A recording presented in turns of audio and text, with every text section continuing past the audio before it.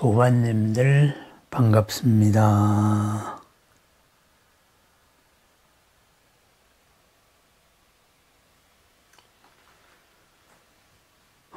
약사경 말씀을 이제 이어 나가보겠습니다. 대중 가운데 한 보살 마살이 있었는데 그 이름이 구탈이었다.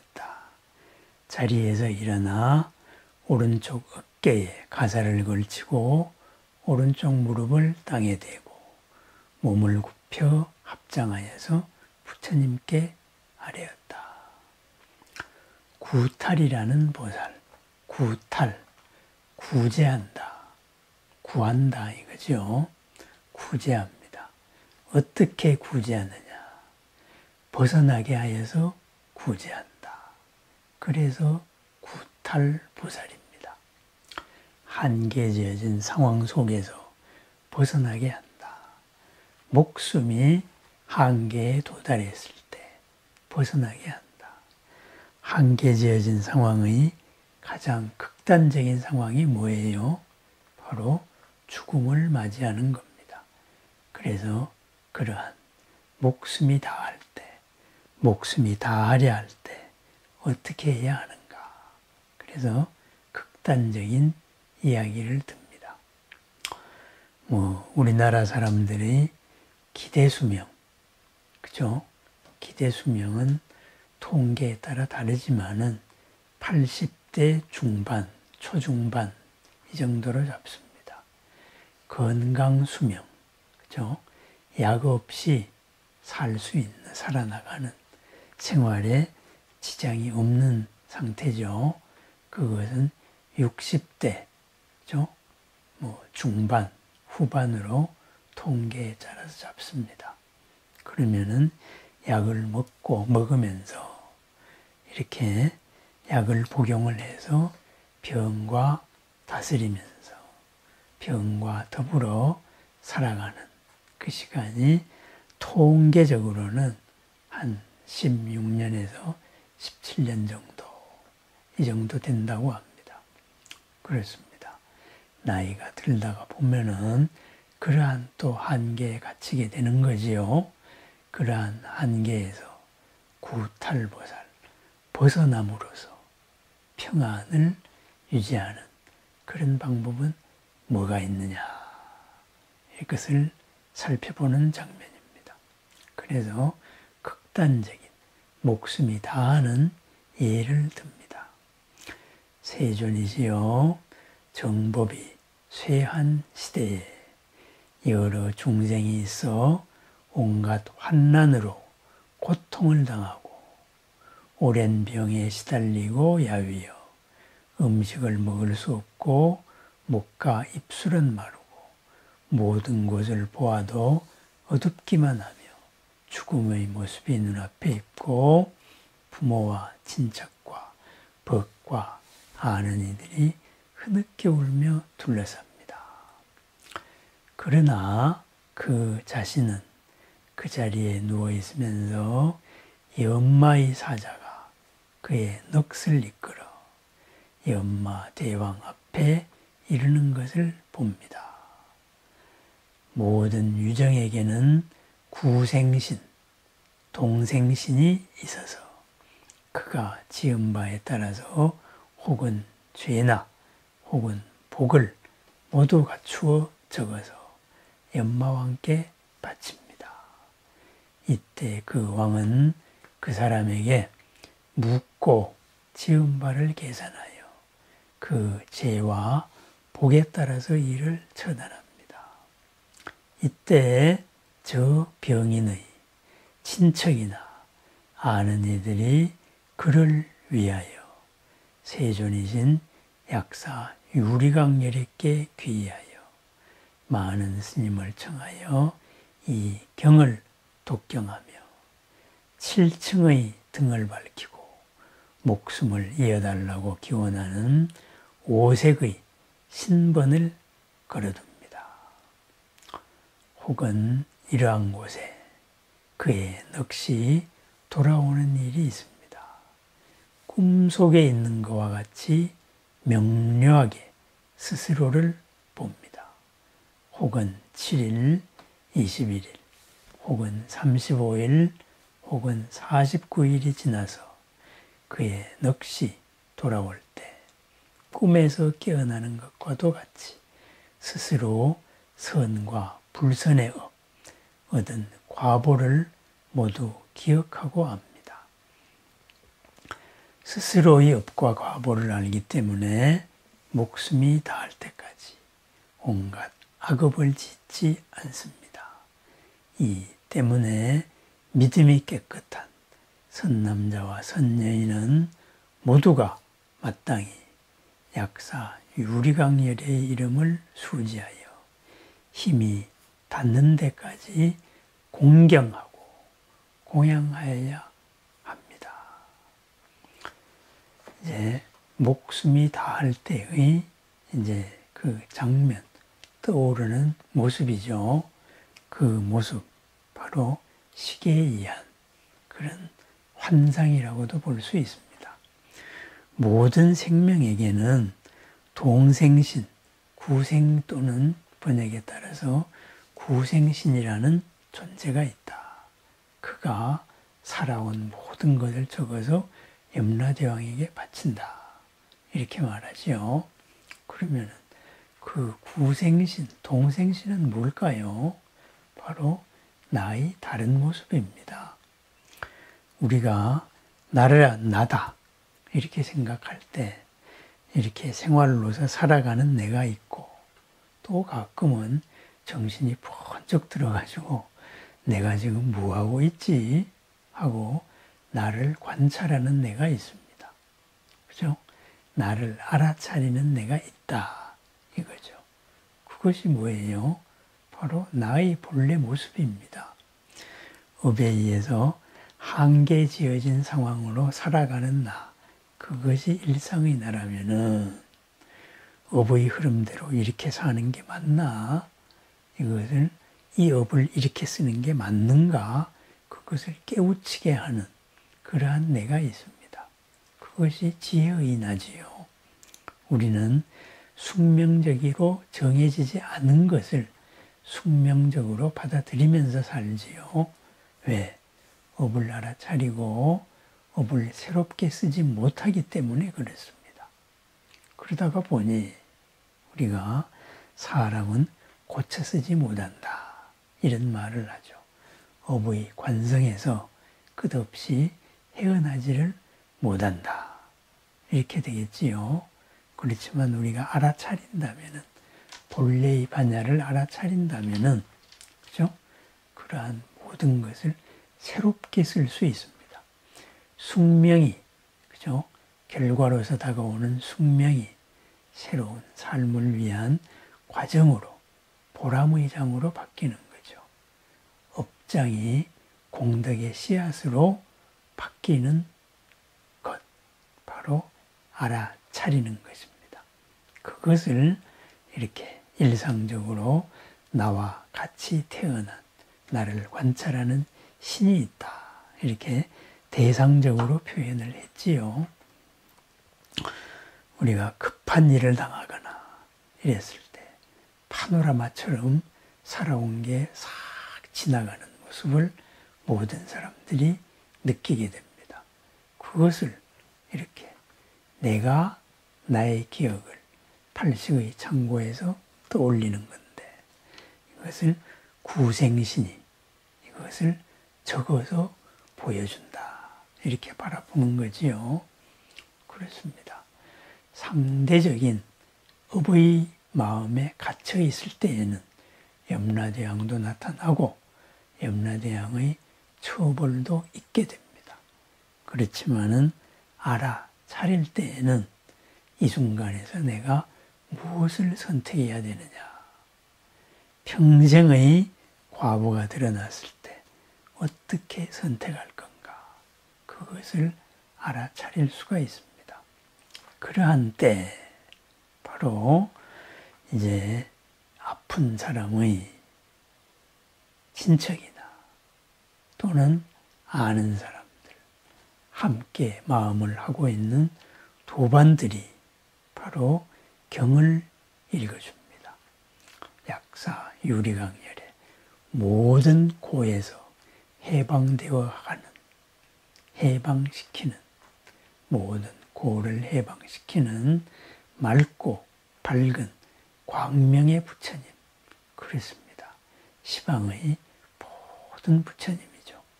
그 부처님을 청하여서 수행자들, 그러니까 스님으로 표상되는 이 수행자들도 청하여서, 바꾸어 말하면 뭘까요? 우리 도반님들이죠. 이렇게 청하여서 경을 독송하고, 그리고 그 장소를 장엄을 합니다. 무엇으로서 장엄합니까? 이 자리는 이제부터 업의 자리가 아니고 업의 흐름이 잘 미치지 못하는, 업장이 미치지 못하는 부처님의 장입니다.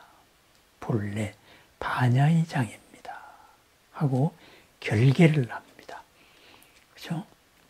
그래서 그 결계의 상징으로 이제 7층에 등을 밝히고 5가지 색깔의 이런 깃발들로 한계를 짓는 거죠. 그럼 꼭 이렇게 깃발을 짓고 등을 밝혀야 할까요? 내 마음으로 그렇게 밝히면 됩니다. 시방에 전해지는 것은 우리들의 마음, 우리들의 발언이 전해지는 것이지, 무슨 눈이 있다고 시방세계에 눈이 있고, 그죠?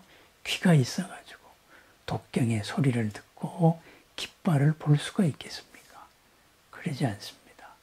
우리 모두가 이 자리가 이 아픈 사람을 위한, 또는 괴로운 사람을 위한, 또는 나 자신을 위한 결계다 하고 마음으로 깃발을 세우고 마음으로 밝은 등을 7층 7부로 상징되는 많은 그러한 이제 등을 켭니다.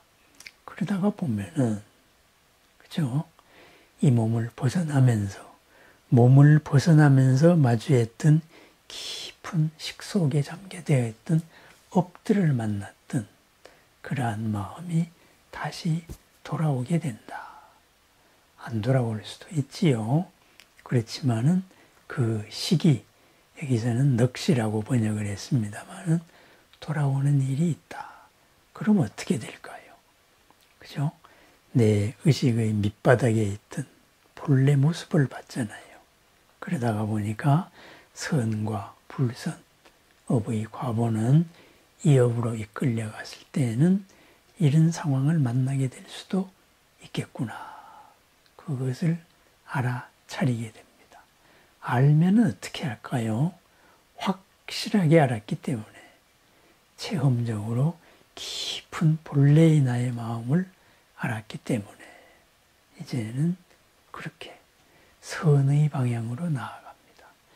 억압의 삶에서, 억압하던 삶에서 억압을 풀어주는, 그죠? 방생의 삶으로 살아갑니다. 격려와, 그죠? 용기를 북돋아주고 나의 모든 능력을 믿는 그런 마음으로 살아간다. 이거죠.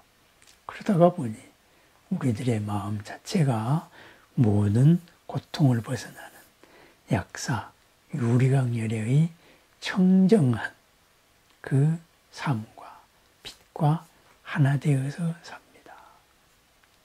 그렇죠?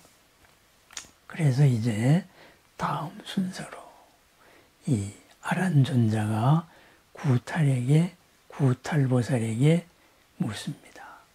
선남자여, 그 세존이신 약사 유리강열애를 공경하고 공양하려면은 마땅히 어떻게 하여야 하며 목숨을 이을 수 있도록 비는 번기와 등은 어떻게 만들어야 합니까? 이렇게 묻습니다. 구탈보살이 이야기합니다. 대덕이여, 만약 병든 사람이 있어서 병의 괴로움을 벗고자 한다면 마땅히 그 사람을 위하여 7낮 7밤 동안에 8분제계를 수제하여야 합니다. 마땅히 음식과 그 밖의 제물로서 힘이 달하는 데까지 비구승가에게 공양해야 합니다. 밤과 낮 6시로 저 세존이신 약사 유리강열애를 예배하고 공양하여야 합니다. 이 경을 49번 독성하여야 하고 49개의 등을 밝혀야 하며 그 열애의 7형상을 만들어 낱낱의 상 앞에 각각 7개의 등을 놓고 낱낱의 등의 크기는 커다란 수레의 바퀴만 해야 합니다. 그리고 49일 동안 광명이 끊어지지 않아야 합니다. 5색의 비단 번기를 만드는데 길이가 40걸수여야 합니다.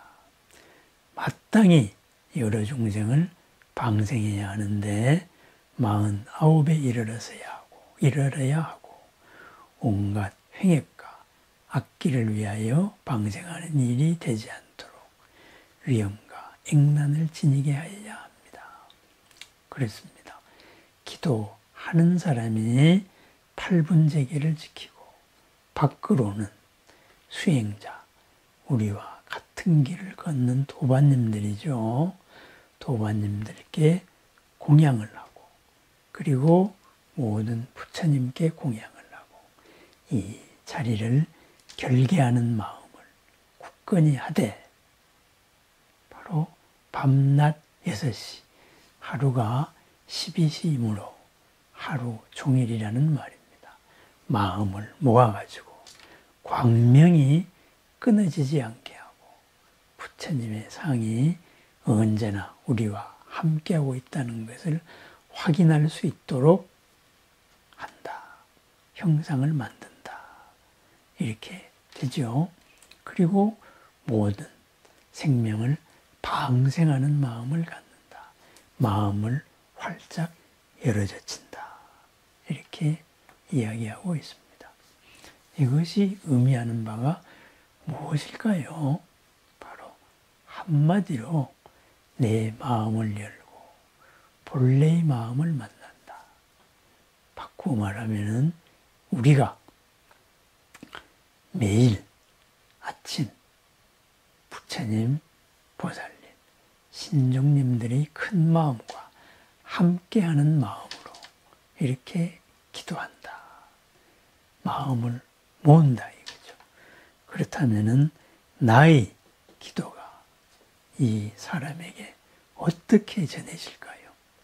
어떻게 전해져서 이 사람이 그 처한 위급한 환경에서 바로 다시 해탈하여서 돌아올 수가 있을까요? 그것이 바로 기도의 원리입니다. 우리의 마음이 우리가 부처님과 이어져 있듯이 우리의 마음이 아픈 사람, 인연 있는 사람, 모든 깊은 인연을 같이 한 분들과 이어져 있기 때문입니다. 이어져 있다. 선으로서 이어진 게 아니라 같은 장을 살고 있다. 이거죠. 그렇기 때문에 하나가 움직였을 때 나머지도 움직입니다.